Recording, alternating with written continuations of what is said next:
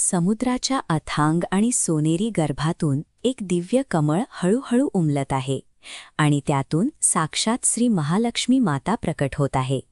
पुराणातील हे महाकाय आणि दिव्य रूप पाहिल्यावर एक प्रश्न पडतो. मातेच्या याच शक्तिशाली आणि समृद्ध रूपाला आपण आपल्या आजच्या आधुनिक घरात कसे आमंत्रित करू शकतो? या व्हिडिओमध्ये आपण एक अत्यंत सोपी, फक्त 5 मिनिटांची रोजची पूजा पाहणार आहोत. सोबतच संपत्तीचे 8 खरे प्रकार कोणते आणि हे ज्ञान आपल्या रोजच्या जीवनात कसे उतरायचे हे समजून घेणार आहोत. या उपासनेसाठी तुम्हाला खूप मोठ्या तयारीची गरज नाही. फक्त एक दिवा, एक स्वच्छ फूल आणि एकाग्र मन एवढंच पुरेसं आहे. महालक्ष्मी मातेची कृपा मिळवण्यासाठी तासनतास चालणाऱ्या कठीण संस्कृत मंत्रांची गरज नसते. तुमची रोजची सातत्यपूर्ण भक्ती आणि मनातील शुद्ध भाव मातेला सर्वाधिक प्रिय आहे. पहिली पायरी म्हणजे स्वच्छता. ज्या ठिकाणी तुम्ही तुमचं छोटं देवघर मांडणार आहात ती जागा सर्वात आधी स्वच्छ करून घ्या. जिथे स्वच्छता आहे तिथेच लक्ष्मीचा वास असतो. अडगळ आणि अस्वच्छता नसलेल्या घरात माता नैसर्गिकरित्या आकर्षित होते. जागा स्वच्छ झाल्यावर एक क्षण डोळे मिटा आणि स्वतःच्या मनातील ताणतणाव, नकारात्मक विचार पूर्णपणे काढून टाका. तुमची स्वच्छ केलेली ती भौतिक जागा आता तुमच्या शांत मनाचा आधार बनेल. आणि हीच शांतता खऱ्या अर्थाने समृद्धी स्वीकारण्याची पहिली अट आहे.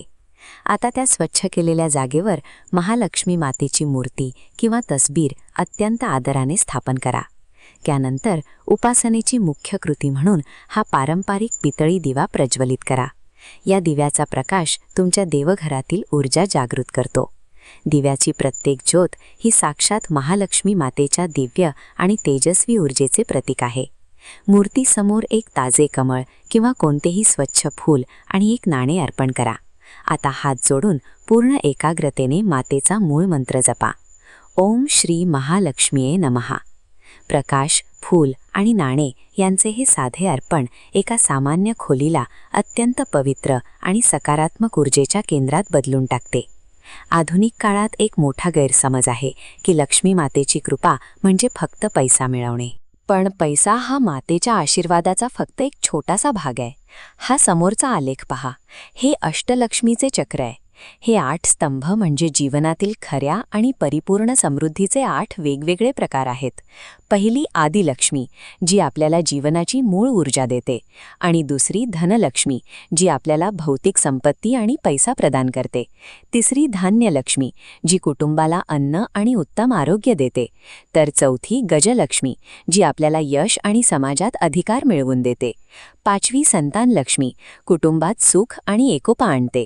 आणि 6वी वीरलक्ष्मी, आपल्याला आयुष्यातील संकटांचा सामना करण्याचा धैर्य देते. 7वी विजयलक्ष्मी, प्रत्येक कामात विजय निश्चित करते. आणि शेवटची विद्यालक्ष्मी, आपल्याला ज्ञान आणि बुद्धीचा प्रकाश देते. तुमच्या रोजच्या पूजेत या 8 रूपांपैकी ज्या गोष्टीची तुम्हाला सध्या सर्वात जास्त गरज आहे त्या रूपावर विशेष लक्ष केंद्रित करा. जर तुमच्याकडे पैसा असेल पण तो उपभोगण्यासाठी आरोग्य किंवा धैर्य नसेल तर ती संपत्ती व्यर्थ ठरते. हे 8ही स्तंभ एकमेकांवर अवलंबून आहेत.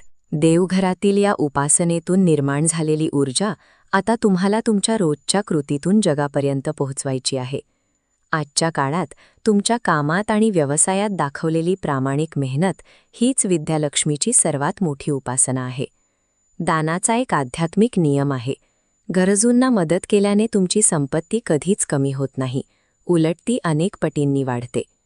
पुराणात स्पष्ट सांगितले आहे की जो माणूस आपल्या आयुष्यातील स्त्रियांचा आदर करतो त्याच्यावर लक्ष्मी मातेची कृपा कायम राहते. तुमची 5 मिनिटाची पूजा फक्त एक ठिणगी आहे. तुमची चांगली कर्मे आणि प्रामाणिकपणाच या मातेच्या कृपेची ज्योत सतत तेवत ठेवतात. पूजा पूर्ण झाल्यावर देवघराकडे पहा. संपूर्ण खोलीत एक विलक्षण शांतता आणि सोनेरी ऊर्जेची उबदार लहर पसरलेली तुम्हाला जाणवेल.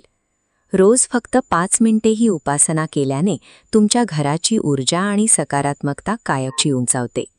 जिथे शुद्ध भक्ती आणि योग्य कर्म एकत्र येतात तिथेच महालक्ष्मीची संपूर्ण समृद्धी कायमचा वास करते.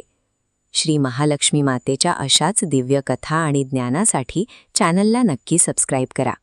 जय महालक्ष्मी. ओम श्री महालक्ष्म्याय.